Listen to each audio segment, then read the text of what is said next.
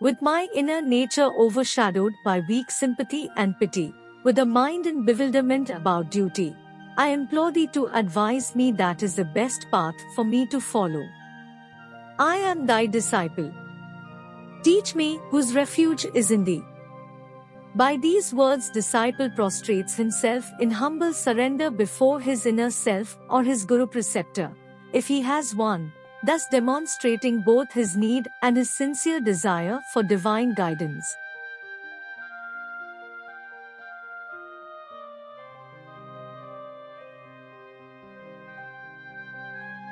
Sri Yukteswarji used to say to know God, don't expect anything. Just launch yourself with faith into His blissful presence within. The devotee will ultimately find Him if he remains sheltered in the Lord by thinking about Him during all good activities, and by fully surrendering to Him the outcome of all actions and all happenings in his life.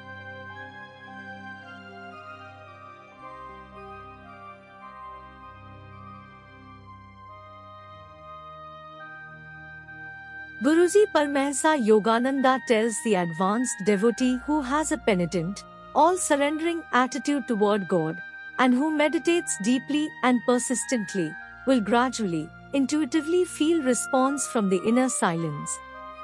Only in the valley of inner humbleness do the floods of divine mercy come and remain.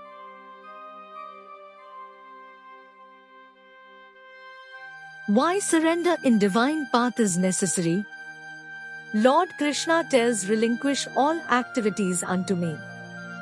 Devoid of egotism and expectation, with your attention concentrated on the soul, free from feverish worry, be engaged in a battle of activity.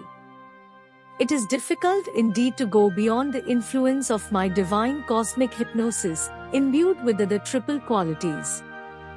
Those whom take shelter in me, the cosmic hypnotizer, and not in the phenomenon of my cosmic hypnosis, become free. Here Lord explains that only way out and shortcut is complete surrender to God.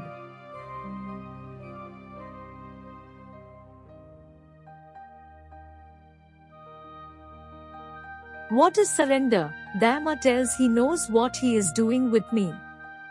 I cannot always understand his way, but I am content in the realization that he knows what is best.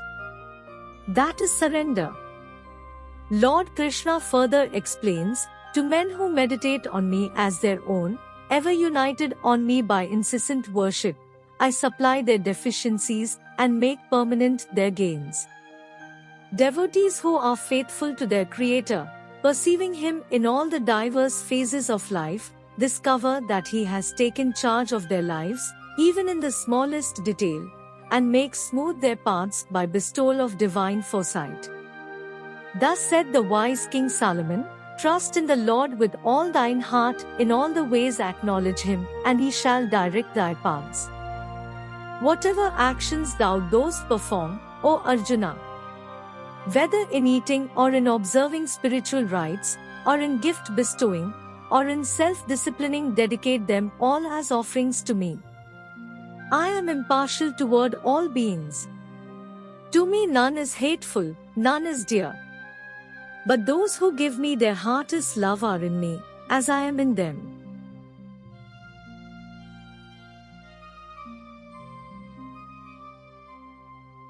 Swami Sivananda Saraswati says self-surrender is direct, valid mode of God realization. It is easier, safe and sure means of God realization. What is the technique of surrender? Surrender yourself and all your belongings at the feet of the Supreme. Think that nothing is yours and everything belongs to God, that is surrender to God. Give the power of attorney to God. Let Him whatever He wants. You will have no worry or anxiety. You will be peaceful.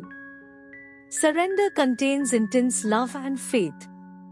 Surrender must be complete. You cannot have any part of yours. The entire being, mind, intellect, chitta, and egoism must be surrendered to God. Desire and egoism are two main obstacles to self-surrender. After surrendering to the Lord, you should not grumble, fret and fume when any trouble comes. You should not complain to the Lord, "O Lord, you have no eyes. You have no compassion." If you complain, then there is no meaning in your surrender. What are the fruits of surrender? Through surrender, the devotee immerses himself into the eternal essence. You can endear yourself unto the Lord only by surrender. The more you surrender, more the grace you receive. You do not lose anything in surrendering to the Lord. You become one with the Lord by surrendering to the Lord. You attain fullness and God realization.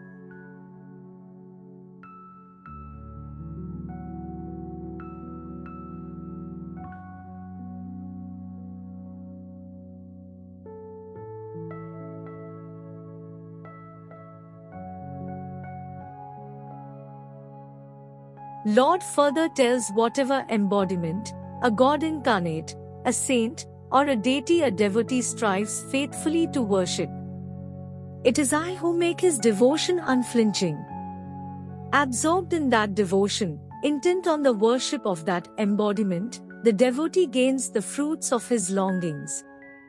Yet those fulfillments are verily granted by me. Thus formless spirit manifests in whatever form is dear to the devotee. No matter what mode of worship the devotee adopts to find God, the Lord accepts it, if the devotion is genuine. The Omniscient alone, who knows the hearts of his children, answers their prayers in many ways. Devotion shown to God always evokes some form of plain or mysterious response. No true devotee is ignored by God.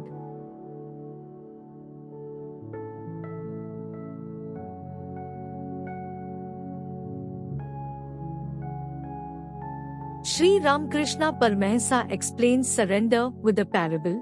A bird sat absent-mindedly on the mast of a ship anchored in the Ganges. Slowly the ship sailed out into the ocean. When the bird came to its senses, it could find no shore in any direction. It flew toward the north hoping to reach land. It went very far and grew very tired but could not find shore. What could it do? It returned to the ship and sat on the mast. After a long while the bird flew away again, this time toward the east. It could not find land in that direction either. Everywhere it saw limitless ocean. Very tired, it again returned to the ship and sat on the mast. After resting a long while, the bird went toward the south and toward west. When it found no sign of land in any direction, it came back and settled down on the mast. It did not leave the mast again, but sat there without making any further effort. It no longer felt restlessness or worried. Because it was free from worry, it made no further effort. But before the bird could sit quiet with total resignation, it had to tire its wings by flying in all directions. Similarly, the spiritual seeker, who has exhausted all his self-efforts for God realization, completely surrenders himself to God. Swami Sivananda, one of the direct disciples of Sri Ramakrishna, says about total self-surrender, "It is true that complete self-surrender and taking refuge in God do not come in a day. It is an uphill task. All the practices you undertake, worship, study, japa, meditation, hard austerities, all that is meant for leading you to take refuge in Him. And above all, God's grace is needed. If one goes on meditating and reflecting on God and praying to Him with undivided attention, He becomes compassionate and grants this extremely rare self-surrender.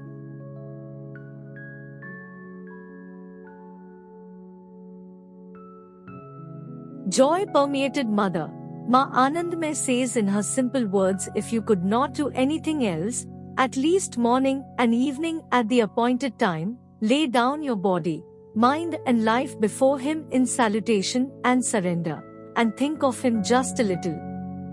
Lose yourself altogether when bowing down to God with a single-minded devotion, and you will obtain joy power in proportion.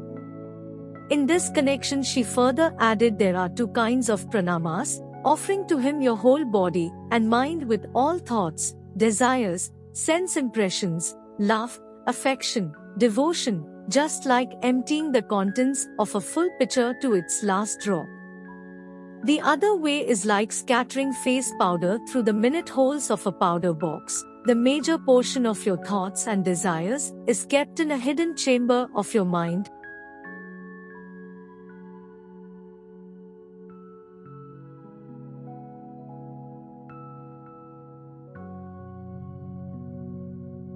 From sheer compassion I, the divine indweller, set a light in them, the radiant lamp of wisdom that banishes the darkness of ignorance.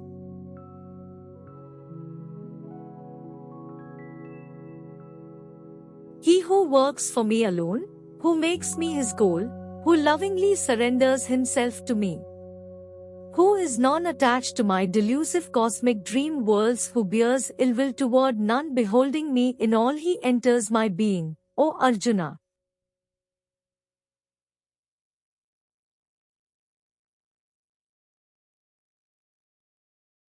By always performing right actions, by taking shelter in me and by my pleasure, he obtains the eternal, unchanging state.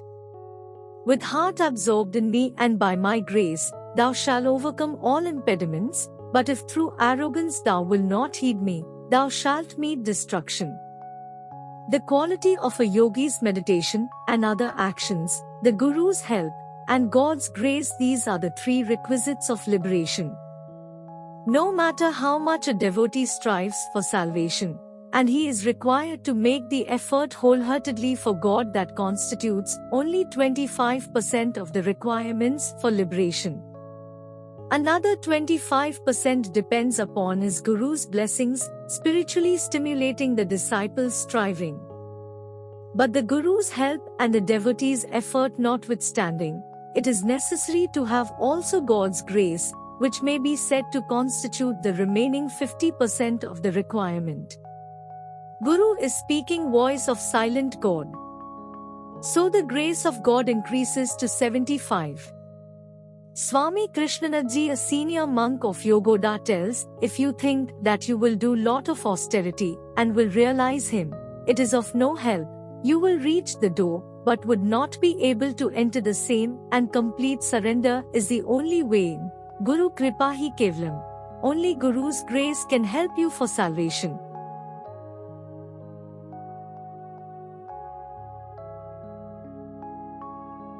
O Bharata Arjuna, take shelter in him with all the eagerness of thy heart. By his grace thou shalt attain the greatest peace, the eternal shelter. Absorb thy mind in me, become my devotee, resign all things to me, bow down to me.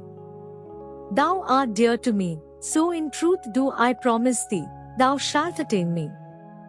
By concentrating on God in deepest communion, surrendering eagerly and unreservedly your whole being to him, you will by his grace become established in supreme peace and find eternal freedom in him.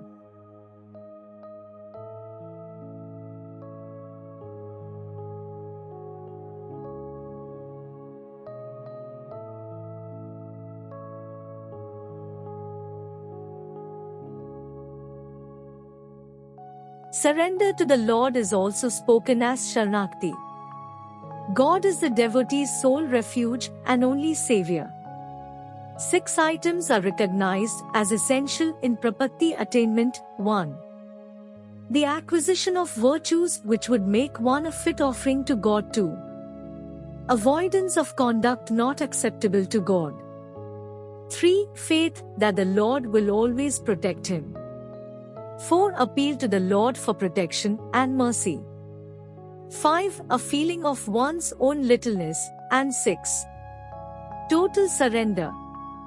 But by grace of God I am what I am, and his grace to me was not without effect. No, I worked harder than all of them, yet not I, but the grace of God that was with me. 1 Cor 15:10. Then Jesus told his disciples, "If anyone would come after me, let him deny himself and take up his cross and follow me. For whoever would save his life will lose it, but whoever loses his life for my sake will find it." Matthew 16:24-25. It is very difficult to say when, on whom, and how the grace of God will descend. A mob once came out to stone a Roman prostitute. Lord Jesus, who was passing by, addressed the mob with these words, "He that is not without a sin amongst you, let him throw the first stone at her." At the utterance of these words of the Son of Lord, the mob was silenced and none dared to cast a stone at her. The concerned lady from that moment transformed her entire outlook in life after receiving love of Jesus.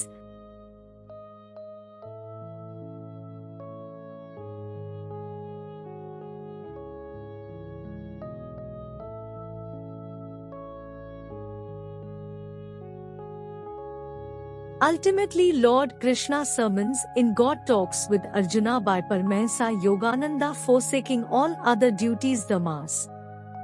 "Remember me alone, I will free thee from all sins accruing from non-performance of those lesser duties.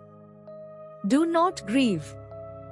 Lord Krishna cautions, "O Arjuna, if instead of listening to my advice about liberation, you continue to exalt the physical ego, which considers itself as the doer of all human deeds, you will be entangled in rebirth-making actions and destroy your chances of salvation. God is not a mathematical jackpot. But if the devotee fulfills the divine laws and also has complete love for God, taking shelter in Him, that all-surrendering love draws His grace. Man is made in the image of God's love, and by manifesting unconditional love he can become like the Father, merging in Him and dropping his acquired second nature as a mortal being. Jai Guru, Jai Ma Guru, Kripa Hi Kevalam.